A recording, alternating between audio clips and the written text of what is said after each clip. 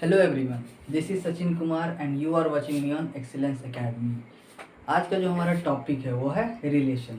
So I hope कि आप लोगों ने पिछला वीडियो को भी देखा होगा। अगर नहीं देखे तो उसका लिंक मैंने डिस्क्रिप्शन बॉक्स में दे रखा है, वहाँ से आप लोग जाके देख सकते हैं। तो चलिए आज का वीडियो को शुरू करते हैं।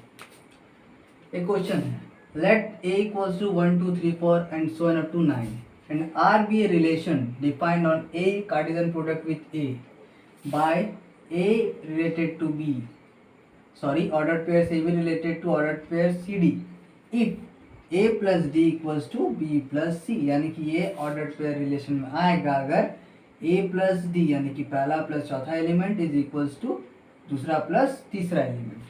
Prove that R is equivalence, R को इक्विवेलेंस प्रूव करना है and also find equivalence class of 2 5, इसका इक्विवेलेंस क्लास निकालना है। तो चलिए इस क्वेश्चन का सॉल्यूशन करते हैं।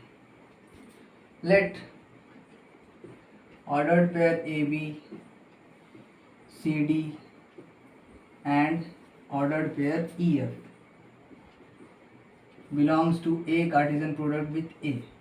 Okay, then for reflexive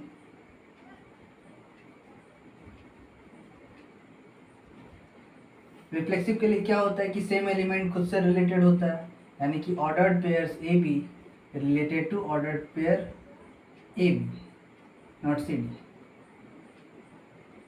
तो अगर ऐसा हुआ तो क्या होता है, पहला plus last element A plus B इस रूल के मुताबिक is equals to B plus A, यानी कि इसको हम लोग ऐसे भी लिख सकते हैं A plus B equals to A plus B, B plus A is equivalent to A plus B, therefore R is reflexive. For symmetric,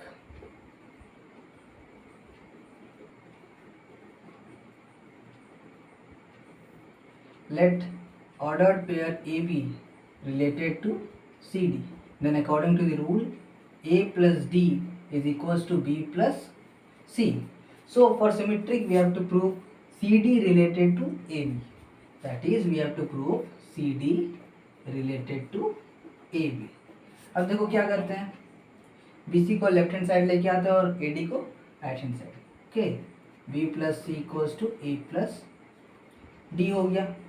अब C को हम पहले लिख दिए और B को बाद में, ठीक है, और A प्लस डी। तो ये रूल कब आएगा, देखो ordered pair CD related to AB में क्या आएगा, C plus B is equals to D plus A और A प्लस डी चीज़ सिमिलर थी, डी प्लस ए या फिर ए प्लस डी जो कि है सिमिलर बात है।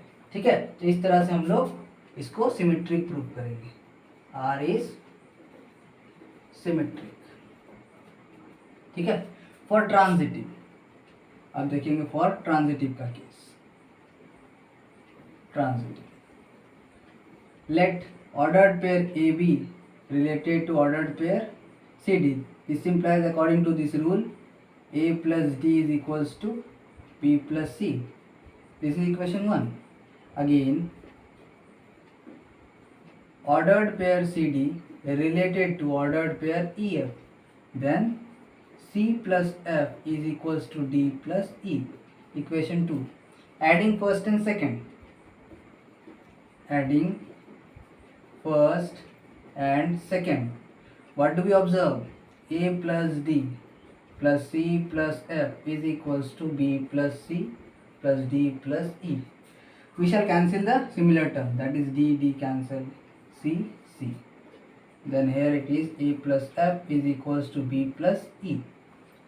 A plus F equals to B plus E, यानी कि अगर इसको ऑर्डर्ड पेयर बनाना होगा तो पहला एलिमेंट ऑर्डर्ड पेयर, और ये क्या होता है, ये होता है तुम्हारा तीसरा, पहला और लास्ट को जोड़ते हैं हम लोग, और दूसरा और थर्ड को जोड़ते हैं, यानी कि ordered pair A B related to E F. So A B related to C D related to E F, then we have proved A B related to E F, therefore this relation is transitive, hence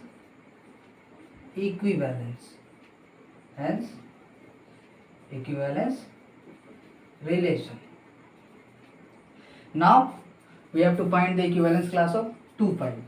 So for that, let ordered pair A be related to 2 5.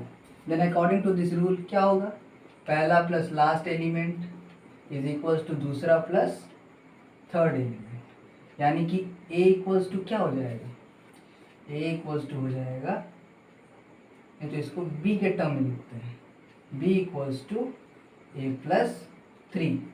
यहाँ से एक equation आया. अब मेरे पास set A दिया हुआ है जिसमें 9 1 से लेकर 9 तक एलिमेंट है, ठीक है. तो सिमिलरली हम लोग A का वैल्यू पुट करेंगे 1, तो B का वैल्यू आ जाएगा 4.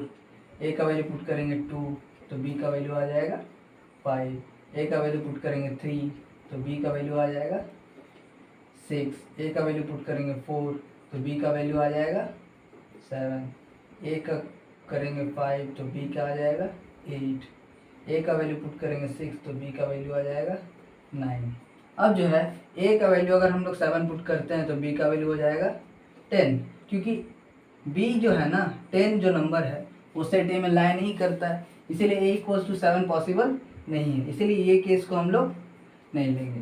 तो इसका जो इक्विवेलेंस क्लास हो जाएगा 2 5 का, वो हो जाएगा ordered pairs 1, 4, 2, 5, 3, 6, 4, 7, 5, 8, 6, 9. Okay, so in this way we can solve this question. तो चलिए कुछ और क्वेश्चंस को भी सॉल्व करते हैं, ठीक है.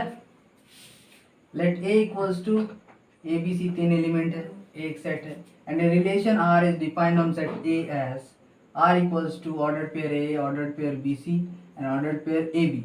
What is the minimum number of ordered pairs be included in the relation R to make it reflexive and symmetric?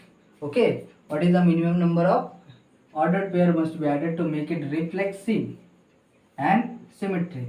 Reflexive और सिमेट्रिक बनाने के लिए और इसमें कितना ऑर्डर पेयर्स को हम लोग को इंक्लूड करना होगा, ठीक है.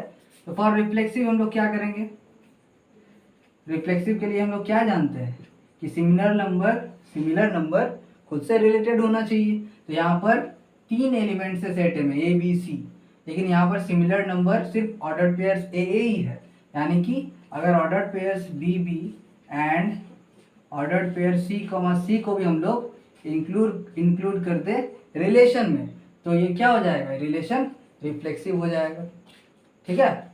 फॉर सिमेट्रिक के लिए हम लोग क्या इंक्लूड करेंगे, सिमेट्रिक के लिए हम लोग इंक्लूड करेंगे, अगर यहाँ पर BC है तो CB होगा तभी ये रिलेशन सिमेट्रिक होगा, बट यहाँ पर CB है नहीं, इसीलिए पहला ऑर्डर पेयर हम लोग इंक्लूड करेंगे CB एंड दूसरा ऑर्डर पेयर इंक्लूड करेंगे, देखिए यहाँ पर AB है लेकिन BA नहीं दिया हुआ है ना, इसलिए BA ऑर्डर पेयर को भी इंक्लूड करेंगे. Sorry, must be included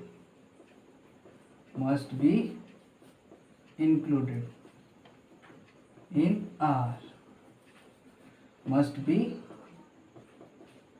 included in R. अब नेक्स्ट क्वेश्चन क्या है, if set A equals to 1 2 3 4, set B equals to ABCD and a relation R is such that ordered pairs 1, E is there, 2, B is there, 3, C is there and 4, D is there is a relation from set A to B, then we have to find the inverse relation of R. Inverse relation of R, actually inverse relation कुछ नहीं होता है, बस जो relation दिया हुआ है relation में ऑर्डर्ड पेयर्स, उसका हम लोग क्या करेंगे, चेंज कर देंगे ऑर्डर्स को, यानी कि 1A है तो वो हो जाएगा A, 1, 2B है तो B, 2, 3C है तो 3, C, 3 एंड नहीं 4D है तो D, 4. बस इक्विवेलेंस इनवर्स रिलेशन यही होता है कि जो ऑर्डर्ड पेयर रहेगा दिया हुआ रिलेशन में उसको हम लोग इंटरचेंज कर देंगे तो वो बन जाएगा इनवर्स रिलेशन, ठीक है. तो अब कुछ और क्वेश्चंस को भी सॉल्व करते हैं. अब कुछ और क्वेश्चंस को भी सॉल्व करेंगे, ठीक है. एक रिलेशन दिया हुआ है जिसमें ऑर्डर्ड पेयर है 3, 1, 4, 2, 3 एंड 3, 7. तो इसका डोमेन एंड रेंज निकालना है. इसका जो डोमेन होता है वो होता है फर्स्ट ऑर्डर पेयर का कोऑर्डिनेट्स, यानी कि 1 हो जाएगा, 2 हो जाएगा और 3 हो जाएगा। इसका जो रेंज है वो हो जाएगा सेकेंड ऑर्डर पेयर्स का कोऑर्डिनेट्स 4, 3 एंड 7। ठीक है, ये छोटा क्वेश्चन है 1 मार्क्स का, इस तरह से हम लोग इसको सॉल्व करेंगे। अब आते हैं इस क्वेश्चन पे। एक ए सेट दिया हो जिसमें 4 एलिमेंट्स 1, 2, 3 और 4 है, और एक रिलेशन है सेट में, जो रिलेशन इस प्रकार है कि इसमें ऑर्डर पेयर्स 1, 1, 2, 2, 3, 3, 4, 4, 1, 2, 2, 1, 3, 1 एंड 1, 3 दिया हुआ है। इसको चेक करना है कि ये रिलेशन क्या रिफ्लेक्सिव है, क्या सिमेट्रिक है, सिमेट्रिक एंड रिफ्लेक्सिव और इक्विवेलेंस। तो पहले रिफ्लेक्सिव के लिए क्या होना पड़ेगा, सारा एलिमेंट खुद से रिलेटेड, तो चारों जो एलिमेंट है वो खुद से रिलेटेड है, तो ये जो रिलेशन है वो क्या है, रिफ्लेक्सिव है। रिफ्लेक्सिव तो हो रहा है। अब चेक करते हैं सिमेट्रिक पे। सिमेट्रिक के लिए अगर 1, 2 है तो 2, 1 होना पड़ेगा, है यहाँ पे। 3, 1 है तो 1, 3 होना पड़ेगा, तो यहाँ पर ये रिलेशन क्या है, सिमेट्रिक भी हो रहा है। अब अगर इक्विवेलेंस, क्योंकि कुछ एक ऑप्शन में इक्विवेलेंस दिया हुआ है, तो हम लोग को ट्रांजिटिव के लिए भी एक बार चेक कर लेना पड़ेगा।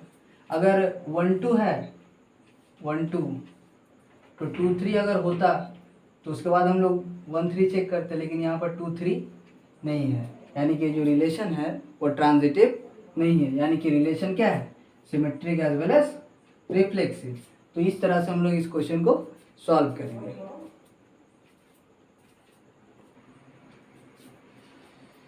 सो आई होप कि आज क्वेश्चंस मैंने जो भी कराए वो आपको समझ में आया होगा। So thanks for watching the video and take care, bye bye.